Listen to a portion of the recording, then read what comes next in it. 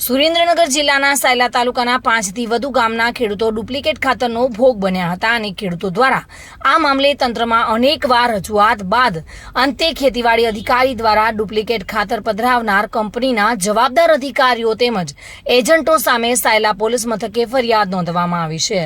ત્યારે આ મામલે તંત્ર દ્વારા ફરિયાદ નોંધી તાત્કાલિક કડક કાર્યવાહી કરવામાં આવે અને ખેડૂતોને વળતર ચૂકવવામાં આવે તેવી માંગ ઉઠી છે। સાયલા તાલુકાના મદારગઢ ગામના 30 થી વધુ ખેડૂતો ડુપ્લિકેટ ખાતરનો ભોગ બનતા કપાસ સહિતના પાક નિષ્ફળ થઈ ગયા છે। ખેડૂતોએ વીઘા દીઠ 10,000 થી વધુનો ખર્ચ કર્યો છે અને ખેડૂતોને વીઘા દીઠ ₹50,000 થી વધુનું નુકસાન થયું છે, જેના કારણે ખેડૂતો પાયમાલ બની ગયા છે। એક તરફ ખેડૂતોને નર્મદાનું પાણી નથી મળી રહ્યું અને બીજી તરફ ખેડૂતો ડુપ્લિકેટ ખાતરના કારણે પરેશાન બન્યા છે।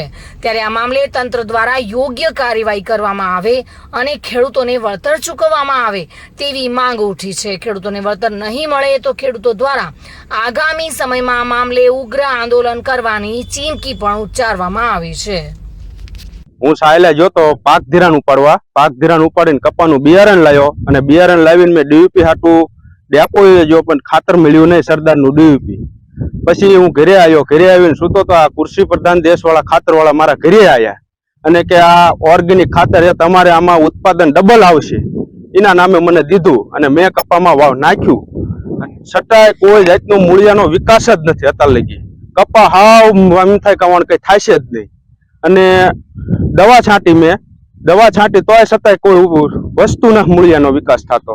હવે જો સરકાર એને કઈ પગલા ન ભરે તો અમારે એની દવા લાયા છાંટવા પણ પીવાનો વારો અમારો આવશે। ખેડૂત આગેવાન સાયલા છેલ્લા 1 મહિનાથી સાયલા તાલુકાના અલગ અલગ ગામોમાં 200 થી 250 ખેડૂતને લેભાગુ કંપનીઓ દ્વારા ડુપ્લિકેટ ખાતર આપી અને ખેડૂતનો પાક અને એની જમીનને નિસ્ત નાબૂદ કરવાનો અત્યારે આ કારસ્ત થઈ રહ્યો છે। ત્યારે છેલ્લા 1 મહિનાથી ખેડૂતને સાથે રાખી અને સતત સરકારમાં રજૂઆત કર્યા બાદ આજે સરકારે આ કંપની ઉપર એફઆઈઆર દાખલ કરી છે।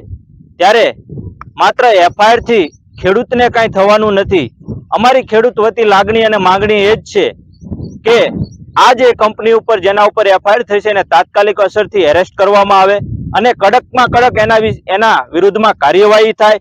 સાથે સાથે આ દરેક ખેડૂતને વીઘે ઓછામાં ઓછું 50,000 થી 60,000 નું નુકસાન છે।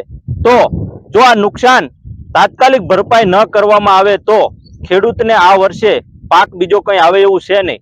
એના ઉપર પોતાની આજીવિકા હોય, પોતાના દીકરાને એજ્યુકેશન એના ઉપર હોય, ઘર એને પાસે ચલાવવાનું હોય, ત્યારે જો આ પાક તો થવાનો નથી પણ એનું વળતર જો સમયસર નહીં મળે તો ખેડૂતને આપઘાત કરવા સિવાય બીજો કોઈ રસ્તો નથી। તો અમારી સરકાર પાસે લાગણી અને માંગણી એ જ છે કે તાત્કાલિક અસરથી આમને કાયદેસરની તાત્કાલિક ધરપકડ થાય, એના વિશે તરત ને તરત કડકમાં કડક કાર્યવાહી થાય અને ખેડૂતને તાત્કાલિક આ જે છે એ વળતર ચૂકવવામાં આવે। જો વળતર ચૂકવવામાં નહીં આવે તો આના બાદ અમારી પૂર્વ તૈયારી એ છે ખેડૂતને સાથે રાખી અને આંદોલનાત્મક કાર્યક્રમ આપવામાં આવશે। હું મદારગઢ ગામમાં સરપંચ છું હાલ અત્યારે।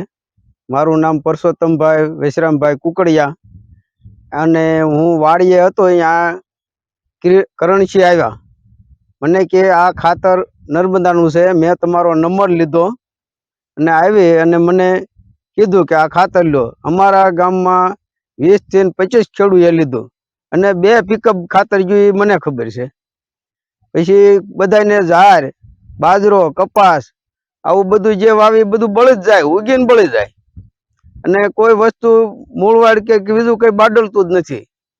કેટલા વીઘામાં અંદાજે? ઓછામાં ઓછા 150 થી 200 વીઘામાં આવી છે આ ખાતર અને 20, 25, 30 જણાએ તો સામાન્ય લીધું છે। કોઈએ 5 થેલી લીધું, કોઈએ 10 થેલી લીધું, કોઈએ 3 થેલી લીધું અને અમુકને તો બિલ વગર પાદરું આપી દીધું છે। આવું બધું છે। શું તમારી માંગણી શું છે? અમારી માંગણી એવી છે કે વીઘે અમારે જાજુ નહીં પણ 50,000 થી 60,000 ની નુકસાની છે। આવું અમને વળતર આપે એવી અમારે સરકાર પાસે માંગણી છે। સાયલા અને આજુબાજુના વિસ્તારમાં અમુક જે ખેડૂતો છે એમના તરફથી એવી ફરિયાદ હતી કે ખાતર જે છે ડુપ્લિકેટ આપવામાં આવેલું છે એમને અને એના લીધે એમના જમીનને અને પાકને નુકસાન થયેલું છે. ત્યારબાદ આ બધી તમામ અરજીઓને ધ્યાને લઈ અને જે ખેતીવાડી અધિકારી છે, જે ક્વોલિટી કંટ્રોલ નો વિભાગ જોવે છે, એમને આના સેમ્પલ માટે થઈને કહેવામાં આવેલું હતું અને તેઓ દ્વારા તપાસ કરીને આ સેમ્પલો જ્યારે ફેલ જાહેર થયા લેબના તપાસણી બાદ, તો આ તમામ જે ખેડૂતો છે એના અવેજીમાં જે ખેતીવાડી અધિકારી છે એમણે પોતે આ ખાતર ફેલ જવા બાબતેની જે ફરિયાદ છે એ સાયલા પોલીસ સ્ટેશનમાં દાખલ કરાવેલી છે. હાલ જે છે 300 BNS 316, 318, 319, 324, BNS 54 અને ખાતર નિયંત્રણ જે નિયમ છે અને એ સિવાય જે આવશ્યક ચીજ વસ્તુ ધારા જે છે આના મુજબની કલમોનો ગુનો જે છે એ આમાં તમામ જે કંપનીઓ નર્મદા એગ્રો છે, યુનિટી એગ્રોટેક છે, આ તમામ વિરુદ્ધમાં ગુનો દાખલ કરવામાં આવેલો છે અને હાલમાં જે છે એ આ જે કર્મચારીઓ જે પણ હશે જે કંપનીના અથવા જે પણ એના એજન્ટો હશે એમના વિરુદ્ધની તપાસ જે છે એ ચાલુ છે.